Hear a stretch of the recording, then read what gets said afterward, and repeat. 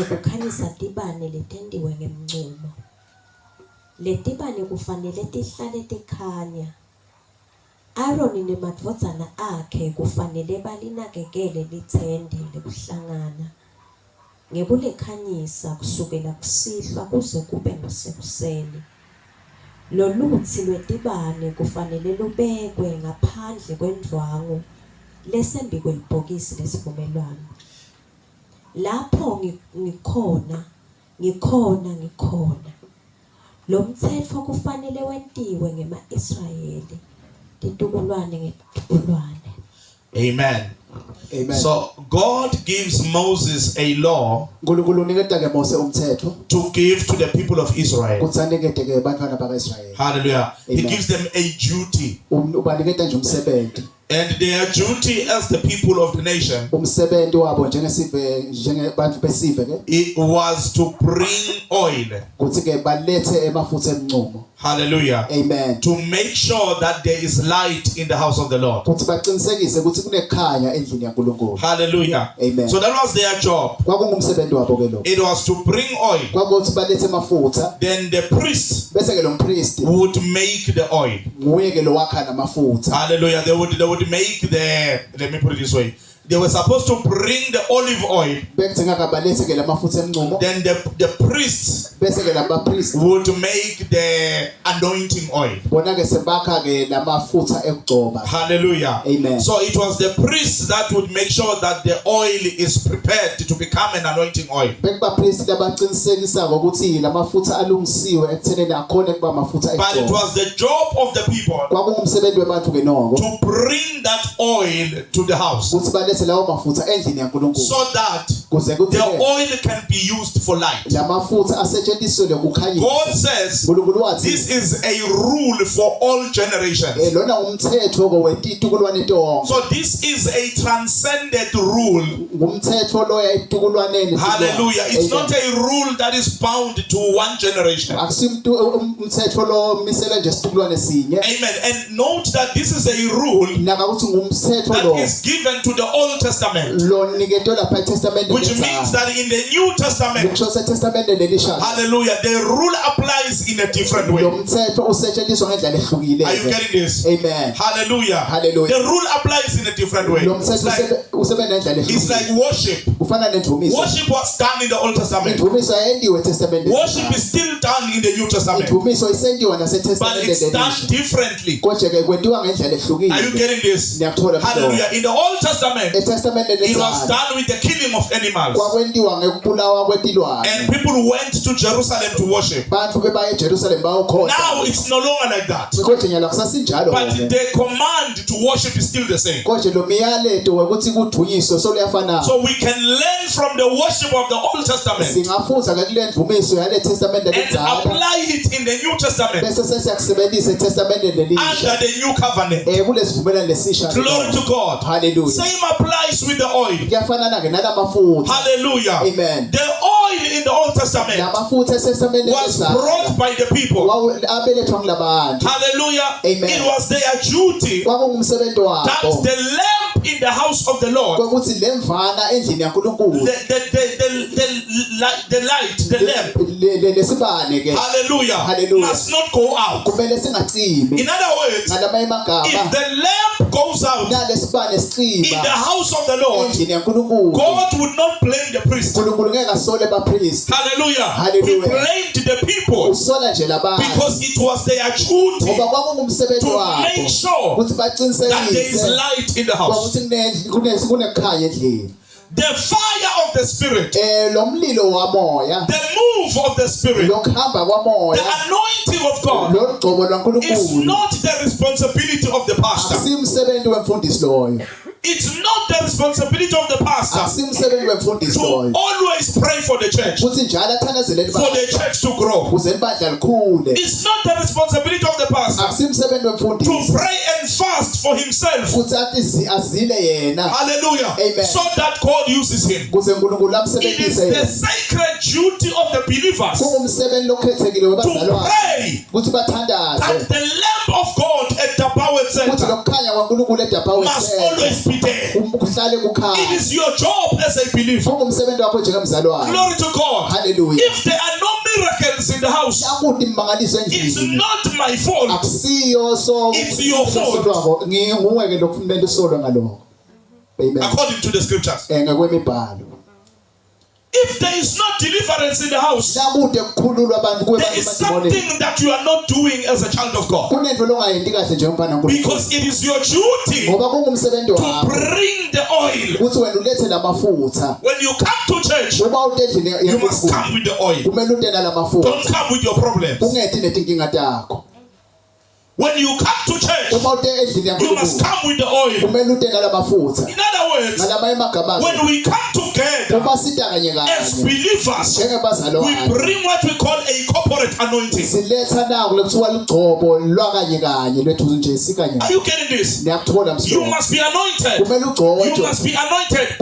Everyone must be anointed. Wonke umuntu kumele agcotshwe. Actually, the Bible says iBhayibheli lithi ke you are anointed wena ungilogcotshiwe with an anointing from God. ngeligcobo levela John says that. He says you have been anointed. kuthiwa ke wena So when you sowugcotshiwe. come to the house of God, Uma uthi endlini you yaNkulunkulu come as the anointed one, uta njengalogcotshiwe meeting other anointed ones. uhlangana nalabanye labagcotshiwe. When we come Uma together, sitakanye then we kanye make a holy oil unto the Lord. sibe sesisiyenda ke emafutha langcwele We make a holy anointing oil siyenda ke emafutha unto the Lord.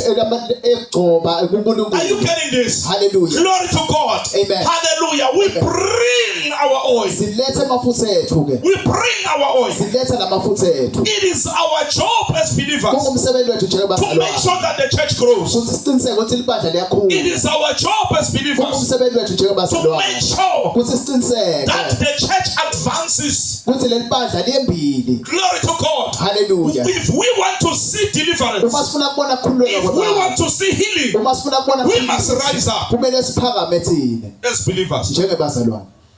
If we come on Wednesday Uma sita ngalesithathu and on Friday nangalesihlanu and on Sunday, nangalesonto. hallelujah, hallelujah, Amen. amen. As a person that is supposed to bring the oil, Njengemle kumele alethe lamafutha. you come on Tuesday, Wena udake ngalesibili. you pray for the service of Wednesday. Uthandazele lenkonzo yangalesibili. Lord, I pray Ngoze ngiyathandaza. that every chair will be filled. Ukuthi sonke isitulo sibe I nemoya. pray Ngiyathandaza. that miracles will happen Ukuthi imbangaliso yendele on Wednesday. ngalesithathu. Then you sit at the bed, Bese sohlala you ngemuva. see miracles happening. Ubona imbangaliso You know yendele. it's your prayers. Uyathi uthi imthandazo You know that yakho. you are carrying the service with your Uyathi prayers. ukuthi inkonzo ithwele nguwe ngale mthandazo yakho. You pray for things. Uthandazela I timo. want when the worshippers are worshiping, Ufuna silabathumisa ngoba I want them, sebathumisa. let there be a move of God. Akube nekuhamba hamba When the kwaNkulunkulu. pastor is preaching, Umfundisi let nakashumayela. people vomit things. Abantu abahlante Let there be timo. power. Akube nemandla. Hallelujah. You are praying Wena at the uyathandaza. back. Le emuva. You don't even sing at that time. Awuhlabele hlabela kuleso You don't sikhathi. even participate. Awundi nekutokhona But you ngempilo. carry your oil. Kodwa wena nje uthwele lamafutha. It's your duty Ngumsebenzi to wakho. carry your oil. Ukuthi uthwale lamafutha. So the Bible says here, LeBhayibheli lithi ke this is a law ngumthetho lo for all generations. wetitukulwane tonke. Watch this. Let's go to the book of Samuel. Naka ke lo kasenencwazini yaSamuel. First Samuel chapter 3, I believe. Samuel nje wekuqala sehluko sesithathu. Glory to God. Hallelujah. Let us read from verse 1 to verse 3. Verse 1 kuya ku verse 3. Oh, let's read from verse 1 to verse 4. Sorry. Amen.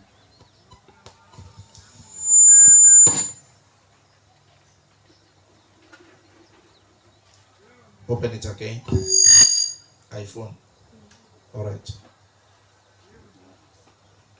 Read, ma. Umfana Samuel abekhonta simakadze ngaphasi kwa-Eli. Kulawo malanga livi lasimakadze lase lilivela kancane. Nemibono yayisengakavami. Ngalobunye busuku Eli labe senemehlo labuthakathaka sabonakala ufifi. Abelele endzaweni yakhe njengasemihleni. Sibane saNkulunkulu sasingakacimi. NaSamueli alele phasi ethempelini laSimakadze. Lapho bekunelibhokisi lesivumelwano saNkulunkulu khona. Simakadze wabita Samueli. Samuel wasabela wathi ngilapha. I want you to notice something here, brethren. ngifuna nena ke infosite bazalwane I want you to notice that the Bible says, ngifuna nako ukuthi remember, khumbula ke the Bible says iBhayibheli lithi ke that this is a law lona ngumthetho for all generations. wetitukulwane to Hallelujah. That the believers, ukuthi bazalwane the community members, lamalunga emango hallelujah, Amen. must bring the oil in the house of the Lord. kumele balese lamafutha This is a law for all generations. umthetho Right? wetitukulwane tonke lo Now, this is years later.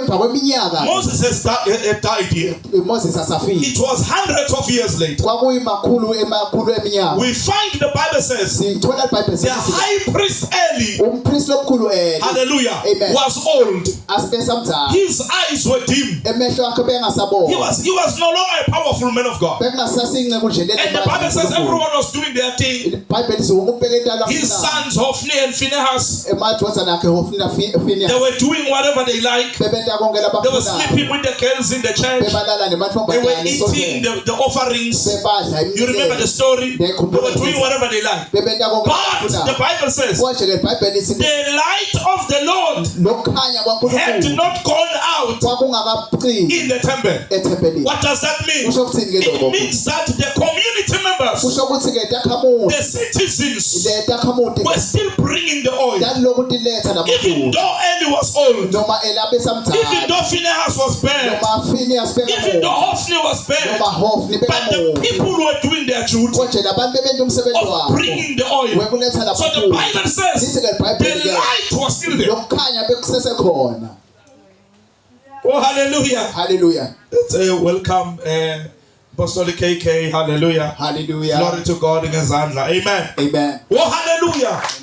Glory to God. haleluya Hallelujah. Amen. The light of the Lord lokukhanya had kwaNkulunkulu not gone out, kwakusesengakacini even though things were going bad. noma tinto betatingahambi kahle The pastor is old. umfundisi semdala yena The junior pastors bajola. bafundisi labancane bayatijolela Hallelujah. Amen. Things are bad. tinto atihambi kahle The monies of the church are being mismanaged. imali tesonto tisetshenziswa There kahle is money laundering in the church. kunekudlatshaniswa There is kwezimali fraud in the church. kunekukhwabaniswa But the people konje are labantu still bringing the oil. solo baletha lamafutha Elabahasukete. haleluya As long as the people are bringing the oil, kuphela nje labantu babaletha the church lamafutha of God can rise. sibandla laNkulunkulu ngaphakathi It does not matter akunenzanga what's going on at that time. kuthi kwenzakalani kuleso It doesn't sikhathi matter that pastors are going for things in Mozambique. akunenza abantu bafundisi But as long as there are intercessors kuphela nje makune that banxusi are bringing the oil. labaletha lamafutha You know, one of the jobs of the Levites. nyathi umsebenzi ngomunye wemalevi Hallelujah. Amen. The Levites, emalevi because we are Levites, right? ngoba He has sibalevi made us priests, right? kusende Glory to God. The haleluya Levites, their job balevi umsebenzi was to wabo bring the firewood. kwakuletha nje tinkuni They were making sure that there bebaciniseka is always fire on the altar. kuthi njalo kuhlale kunemlilo It was their e-altar. job. kwakuwumsebenzi wabo Hallelujah. amen The priests, bapristi there were about 5 priests. bekuna-5 It was Aaron bekungu-aron and his 4 sons. nemadodana That is Nadab, bekungunadabu Abihu, Abihu, Ithamar, and Eleazar. na Eliyeza Hallelujah. Amen. And the rest of the others, bese-ke lalabanye hallelujah, were Levites. bekumalevi ke These wona were the descendants of Levi.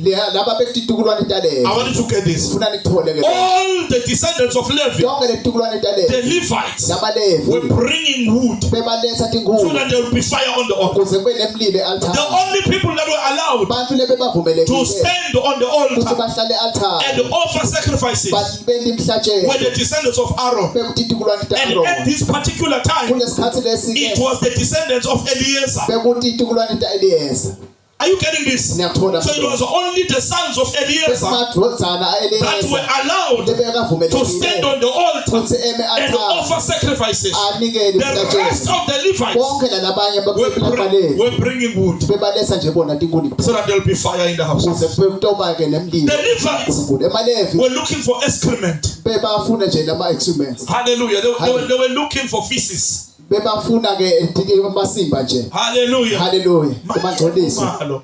haleluya Hallelujah. They were looking for excrement.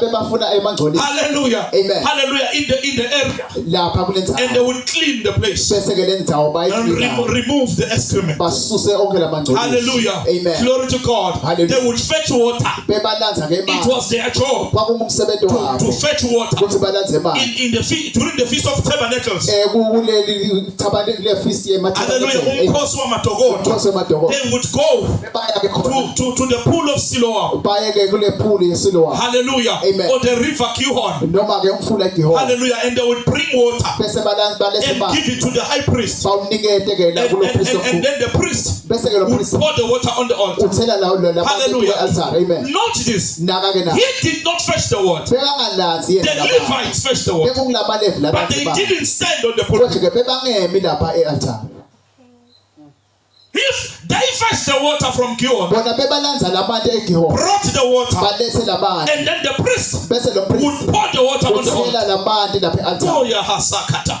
hallelujah His job is just to pour. umsebenzi wakhe nje They fetched the water. bona bebalanze manzi So he would pour the water 7 times. bese uthela lamanzi I'll teach about this some other time, but I'm passing right now. ngiyakufundisa lo He would pour the water 7 times. bekathela lamanzi Every kasikhombisa day. njalo For 7 days. During kasikhombisa the Feast of Tabernacles. kule mkhosi So wamadokodo first day, kule langa they leqala would bring the water. bebaletha lamanzi 7 buckets. emabhakede Hallelujah. lasikhombisa And the amen high priest bese umpriest would omkhulu pour the water. uthela ke lamanzi Are you getting this? ngiyakuthola As the msilo high priest pours the water, umpriest omkhulu asathela the people lamanzi would shout, bantu bebamemeza Hosanna! bathi hosana Hallelujah. Hosanna means save now, oh God. hosana usho ukuthi sindisa nyalo Bring nkhosi prosperity now, oh God. letha impumelelo nyalo nkhosi Hallelujah. So amen it was, the Hosanna was a declaration hosana bekumemethela that there is a Messiah coming. ngokuthi kunamesiya lo Hallelujah. So they would say, send Messiah now. bebathi le thumela Send the umsindisi manje Send salvation. lethumela And isindisiso so as he is pouring, asathela the people are saying, Christ. labantu bebathi Christ And he pours. And the bakathela people say, Christ. bathi Christ Are you getting this? Ngiyakuthola Hallelujah. Glory to God. Amen. Hallelujah. And they would pour 7 times bekathela kasikhombisa until there is a river kuze kube nemfuyo flowing from the altar, ngogeleta flowing to the people. ugeleta But who brought the water? kwethu bobani It abalethe was labantu the normal Levites. sekungilamaLevi nje latayelekile Your job as a believer umsebenzi wabo is njengalokholwa great. ngumkhulu Our kakhulu problem will rush for the mic. inkinga yethu sijakela imaki No. hallelujah Are you praying for the church? wena uyalithandazela nani badla Because you're supposed to bring the firewood. ngoba kumele wena ulethe inkuni You expect me to bring the fire. ungazamini ukuthi ngilethe leti nkuni You see, Bazalwane, in Hallelujah. churches emabandleni where the pastor is the one bringing the fire, la ngabe lo mfundisi nguye lo wakha lo mlilo the congregants labantu ke become patient. babese bona babatigulana In an all-night prayer, ku-online prayer where the pastor is bringing the firewood, la lo mfundisi nguye lo letha the inkuni congregants don't labantu go to the all-night prayer to pray. abayi kuyothandaza ku-online prayer They go to be prayed for. baya kuyothandazela That is why in some prophetic churches, ngiko kulamanye amabandla they no longer eat Holy Communion. abasadli nesidlo No, when they senkosi eat Holy Communion, ngoba amabandla esidlo senkosi it's like a point of conduct. They are being prayed for with Holy Communion. ukuthi nje bayothandazelwa konke nje kusetshenziswa le-holy communion Not because they are eating it to remember Christ. hayi ukuthi bayidlela kukhumbula The Kristu pastor is praying for them lo mfundisi to uyabathandazela receive healing, ukuthi bamukele which is iphilisi not wrong. lo The kungasikala point I'm making, lo ngizama kusho la hallelujah, Amen. is that in many churches, ngokuthi emabandleni the amaningi design of the church lokwakhiwa kwale is bandla that there is one powerful person. kwekuthi munye nje umpilo nemandla Oh, may it not happen with us. ungathi kungahlale kungenzeki May it not happen with us. akungenzeki njalo Oh, hallelujah. Hallelujah. I need every one of you to be powerful. funa lonke ngamunye ngamunye nibe nemandla I need all of you to be powerful. funa lonke nibe nemandla I need all of you Hallelujah. to bring the oil. ufuna lonke nilethe lamafutha Oh, hallelujah. haleluya Bring the oil. lethani lamafutha Bring the anointing in the house. lethani logcobo endlini yaNkulunkulu Glory to God. haleluya Now, I want us to see what happened when they brought the oil. ngifuna sibone ke ukuthi bekwendakalani nabalesa ke lamafutha Once they bring the oil, haleluya one of the jobs of the oil. umsebenzi lomunye nje walamafutha Hallelujah. amen Again, we saw that one of the jobs was light. Né? sibonile ukuthi umsebenzi walamafutha bekukuletha kukhanya Hallelujah. Amen. But also there is another job of the oil. Let's go to chapter 30. kunalomunye kumsebenzi Of Exodus. walamafutha amen Chapter 30 of Exodus. Exodus sahluko 30 It's gonna be somehow nje make maruqinisele ufunde. Amen. From verse 22.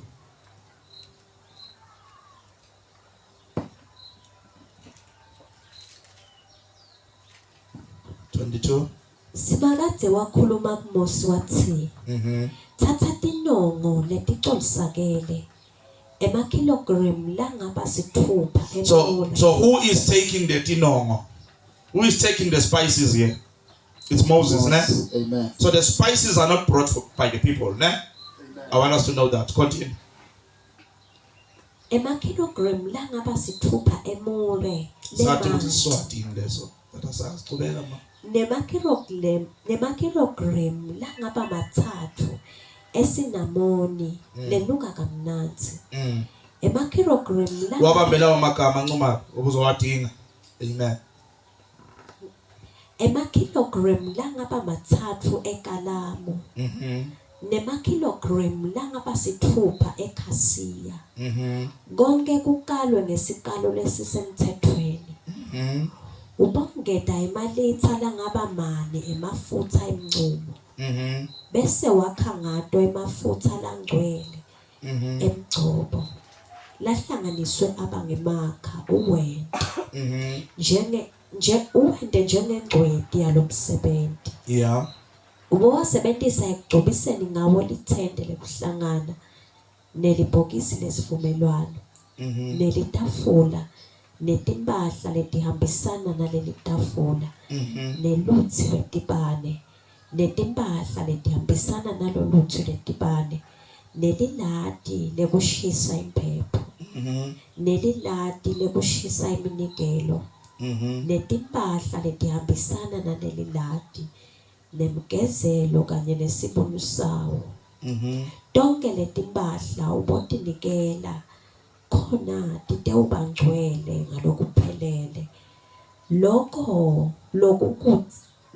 lokutsindzako kutawulinyatwa bongcwele bato ubogcoba bo-Aaron nemadvodzana akhe babengcwele khona batewumkhonda njengebapristi bami ubokhuluma kuma-Israyeli uthi lamafutha amlangcwele emgcobo niyawasebenzisa kuto tonke titukulwane tenu akukafanele athelwe emtimbeni yebantfu nje futhi kufanele ningawakhi lamanye ngale tilinganiso talawa angcwele. I love this bazalwane, ne? Ngiyakuthanda ke lokho bazalwane. Because we are learning something here. Ngoba kwale sifuthi But we are learning it from the Old Testament. kodwa sifunza eTestament. But you see, the Old Covenant Sivumelana lesizalo has limitations. sinemikhawulo thide. Welcome.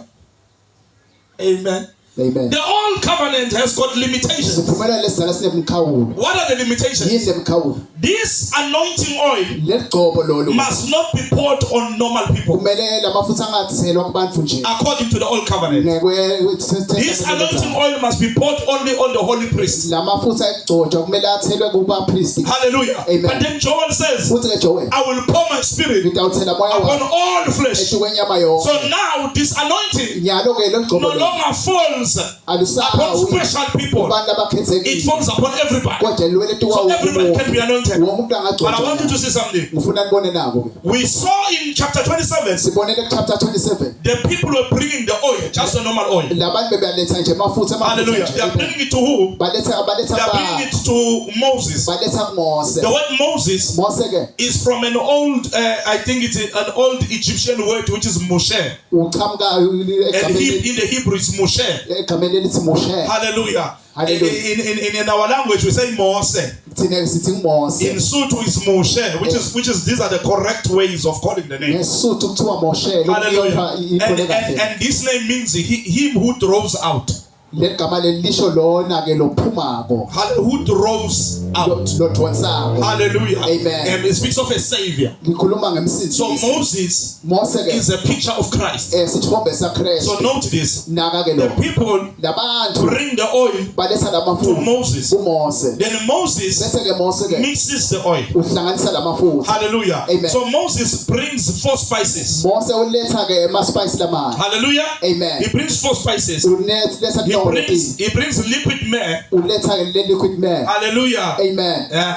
Angisho lapho uzowadinga lamagama. Hallelujah. Wangamlaleli make khoza. Amen. He Hallelujah. brings liquid myrrh. Uletha le liquid myrrh. Hallelujah. He brings cinnamon. Uletha ke cinnamon. He brings calamus. Uletha ne calamus. Hallelujah. And he brings cassia. Uletha ne cassia. 4 is the number 4 is important here. Le nombolo leng4 These 4 spices la spice are mixed with the oil ahlanganiswa nala that mafutha was brought by ordinary people. la bengalethwa abantu nje.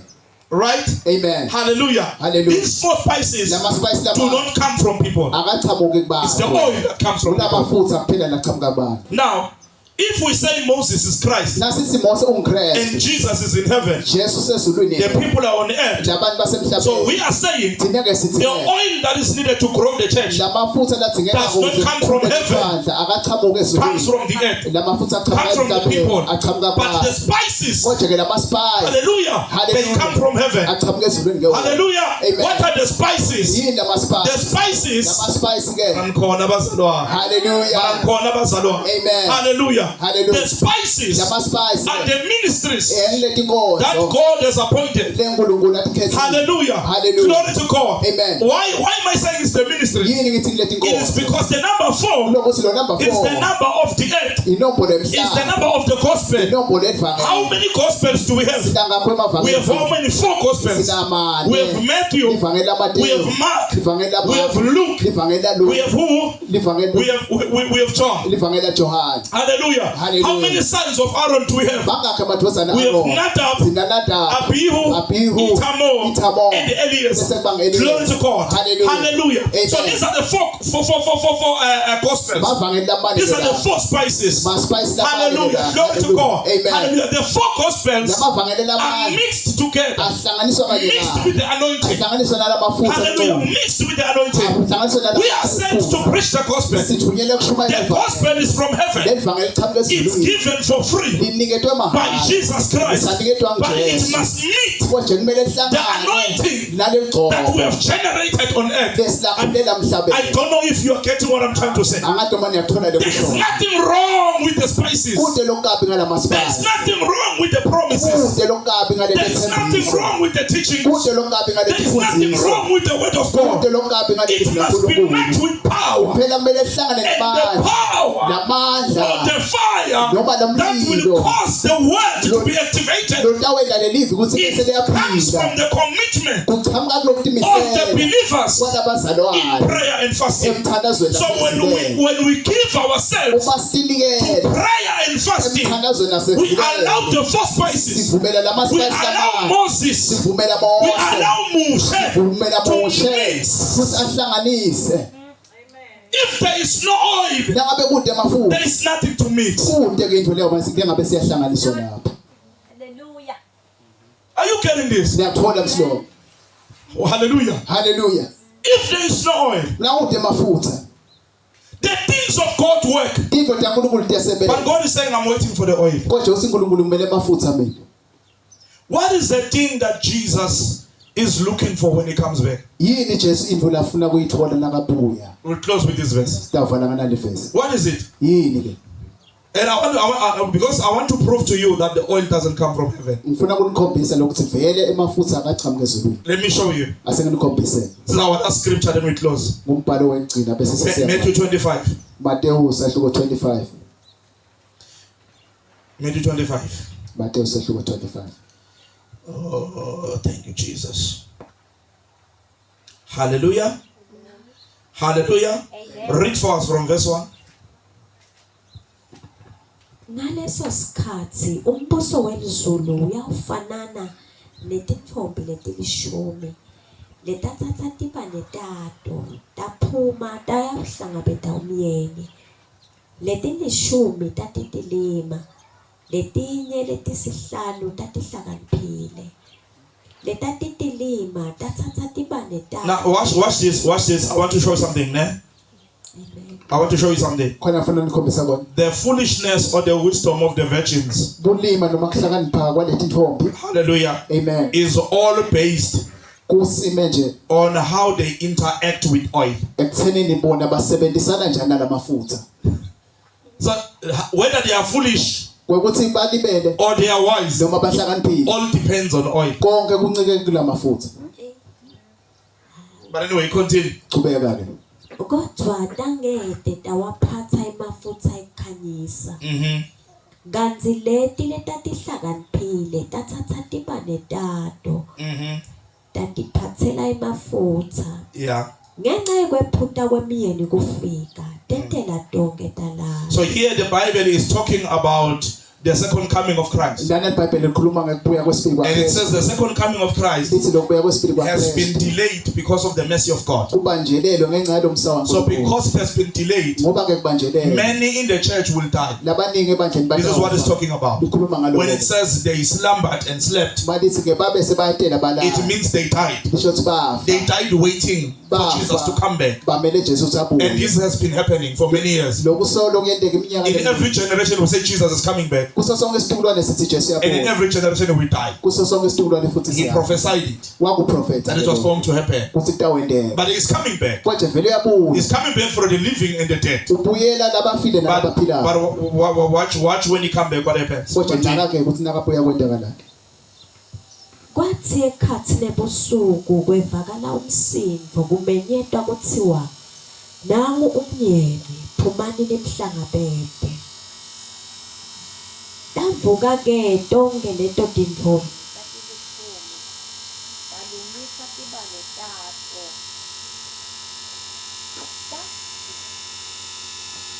Amen. Hallelujah. Ngathi kunento kumele inyomule kumabe lapha. Amen. Okay. Hallelujah. Siyabonga. Amen. Ngizothi ngenye imali. Hallelujah. Okay. Verse 6 kwathi ekhathini ebusuku kwevakala umsindvo kumenyetwa kuthiwa nangu umyeni phumani nimhlangabete. Davuka ke tonke leto tintfombi letatilishumi talungisa tibane tato. Leti letitilima tathi kuleti letatihlakaniphile ziphene emafutha kulawa eno ngobe tibane tetfu tiyacishwa. Kepha letatihlakaniphile taphendvula tathi cha ngeke asenele thine nani. Lokungcono hambani niye kulaba wathengisako niye utithengela kubo. Tathi tisehambile tiyewuthenga wefika umyeni. Okay, let's cut the long story short because I mean sonke sikhulele emasontweni. Amen. Sikhule siwafunda lama verse. Hallelujah. Amen. I want to show you something. Khona ngifuna nikhombisa bona. Then we close on it. Bese siyavala ke. So there is one thing when Jesus comes. Kunento yenye Jesu makabuye. There is one thing that is coming or expecting. Kunento yenye la igatsile It's called oil. kuthiwa mafuta. So you see, now it's how many generations? Nyalo ke sethi tikulwane letingakhi ke. This thing started with Moses. Lento yaqala kuMose. God wanted what? uNkulunkulu bekafuna nike Oil. bekafuna emafutha. It came to Samuel. Kwaqhamuka kwabese kufika The emphasis is on what? kugcizelela On oil. kula kulendzaba In the temple. etempeleni. Now we are coming to Jesus. Nyalo ke sesita kuJesu. Hallelujah. Amen. And Jesus is saying, Jesu sike when I come back, uma ngibuya mine the only thing I will be looking for into lengabe ngiyifuna nje is light. kukhanya. And the thing that will bring the light Lento letawuletha lapho lokhanya is oil. mafuta. Now, how do we know that the oil is the Holy Spirit? Sathi ngani ukuthi lamafutha ngibona. It is because in Ephesians lokho sikubase chapter 4, I think it's verse 30, Sathuko 4 verse 30. the Bible tells us iBhayibheli that yasitshela we must not grieve the Holy Spirit, ukuthi kumele singamdzabukisi moya ongcwele. who is what? Who is our guarantee, Lo siqiniseko sethu. or who is our deposit, Noma isiqiniseko waiting for the day of redemption. Lo kumele ke So we know that the Holy Spirit siyathi simoya ongcwele is the only thing uyiyona nto that we have been given lesiketwe to yona wait for the Lord Jesus ukuthi Christ. simele So when Jesus comes back, Jesu He makabuya won't be looking for a big church. ngeke abukele ibandla He lelikhulu won't be looking for a church with a beautiful background. ngeke afune lisondvo leli background. Hallelujah. Amen. Niyangizwa bazalwane, edurako noma ngaba yitapeta kunankinga bazalwane. Hallelujah. Jesus is not coming back for that. Jesu akedeli lokho. Hallelujah. Amen. He's not going to be looking for that. ngeke abuke lokho. Hallelujah. Amen. When Jesus comes back, Jesu He will nakabuya look for the Holy Spirit. utawubafuna moya ongcwele Is the Holy Spirit in the church? kuthi moya ongcwele ukhona enasontweni. And the Bible says iBhayibheli lithi the believers labazalwane or the churches noma that ibabani do not have the Holy Spirit lethe moya ongcwele are foolish virgins tintfombi letilibele because they don't have the Holy Spirit. ngoba bethe moya ongcwele.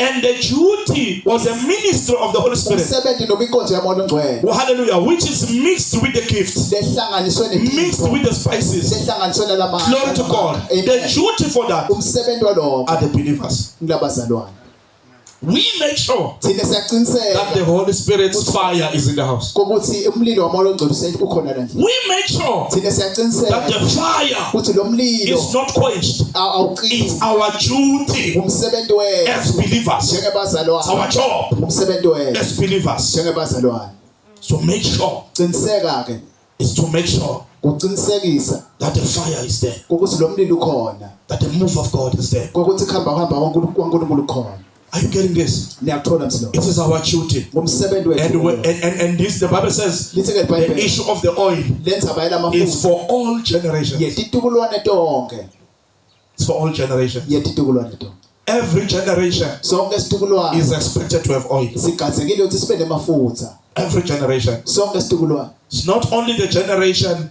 where Jesus comes back. akusiso lesitukulwane nje la Jesu But Jesus says, kodwa Jesu When he comes back, nakabuya there will be others without oil. kutawube kunalabanye labede And it looks like kubonakala ke they ngathi began well, baqale kahle labandaba but they started not to take care of the lamp. kodwa ke babe sesebaqala abasanakekeli ke lesibani Hallelujah. haleluya And they started to die. baqala bafa Little by little. kancane kancane In many churches, emabandleni amaningi they are chasing the money. baxoshana nemali They are not taking care of the lamp. abanakekeli lesibani It's dying.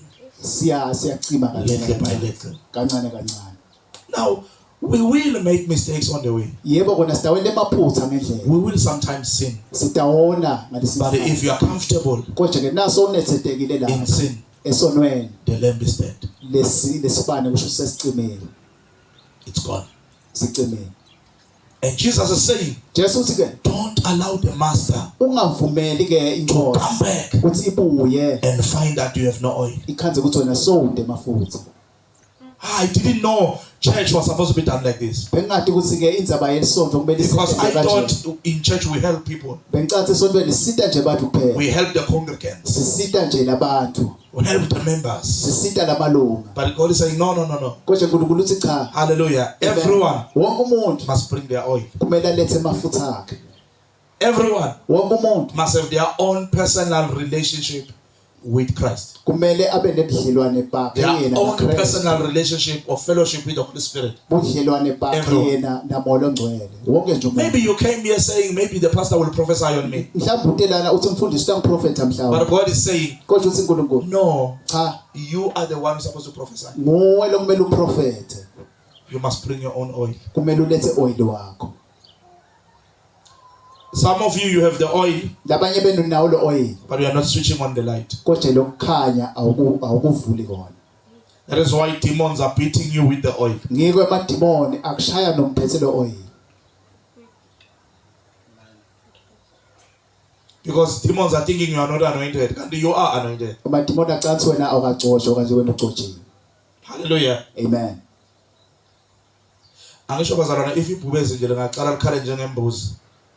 Lingasuke libe nebhathi yokulumeka ne? Yeah, lingasuke lidleke. Lidliwe mahayena. Bojakalasi. Kanti libhubezi lethi kuthiwa lakhala njengembuzi, lakhala ngathi limnandi. Lakhala njengenyama. Hallelujah. Amen. Abanye benu lamafutha uthi uNkulunkulu nawo uzuyachichima. Mara usuka la uyokhanya. Khanya namafutha. Uzuze kimi mfundisi ngicela deliverance. Ugqwele ngamafutha. Uyancinca manoni asezulwini. Hallelujah. Amen. Awona lamafutha la lotion asiyigcobisayo thola ukuthi awudingi iglycerine kuvele nje ukushayinise. But it clear. Yeah, hallelujah. Amen. Kabe uqobisa kona in the spirit. Uzuyashayina mara madimona kushaya kanjani? Yeah, ngoba sometimes ungaba namafutha but ungabi nalo lolwazi lokuthi you have the oil. Hallelujah. Mangithi nje awusherele live uzushake. Shake umuntu onamafutha. The whole mafutha you. Asibambe lesibenge nyawo. I want us to pray. Sizoya phambi kwaNkulunkulu. Hallelujah. Lona ngumthetho for all generations. Zonke izukulwane kumele ukuthi zibe namafutha. Zonke izukulwane. Sikho izukulwane kumele sisale. Hallelujah. Uthi umhlabelo makungabikho salayo, ne? Sikho izukulwane kumele sisale la. Kumele bonke ene bonke. Shothi itext yakhona. Sonke sakamusa kaIsrael ngalesa sikhathi. Bekucheckwa ngilona loyo muzi ukuthi ningilethe ngakho mangakho amabhakede amafutha in the house. Kwakungumthetho, which means everyone mangaba awulini umnqumo ne iolive naba ulima ama olives kumele ukuthi uhambe uyothenga emarket and bring the oil in the house. Oh, it's so interesting. Thina abafundi sesigijimela ukuthi abantu abalethe kweshumi ne kanti abantu abalethe amafutha. Hallelujah. If bazalwana singasibandla lelinamafutha kamoya, hallelujah, so sisebenza amafutha wenyama, asina choice. Yeah, asina choice. So ngisikhomisa abantu ngevaseline ngoba abantu ngesindebele sithi bambashile, bawabile. Bambashile le kamoya. So nginasiba faka stacked up esasenyama. Hallelujah, but something must change. Ngifuna ukuthi phambi kwaNkulunkulu and say, Lord, asenbe ngumzalwane who is bringing something in the house. Angabi ngumzalwane who takes from the house. Aba ngumzalwane who brings into the house. Aniyazi bazalwane? Asithandazeni. Father, in the name of Jesus, we come before you. We glorify your name. We magnify your name. In the mighty name of Jesus, we give you the praise and the honor. Baba, siyabonga ukukhuluma nathi, siyabonga kusakha, siyabonga ukusi-challenge according to your word. Siyabonga Nkulunkulu amandla ukuthi you are calling us into deeper depths. Sazoqala lezi zilo sakusasa Nkosi. Siyabonga ukuthi you are preparing us ukuthi it's our duty. This fasting is for everyone. Akekho ozozilelwa. Everyone must fast. Everyone must bring the oil. Baba, siyabonga egameni lika Jesu Kristu waseNazaretha, we give you all the praise. We give you all the honor. We receive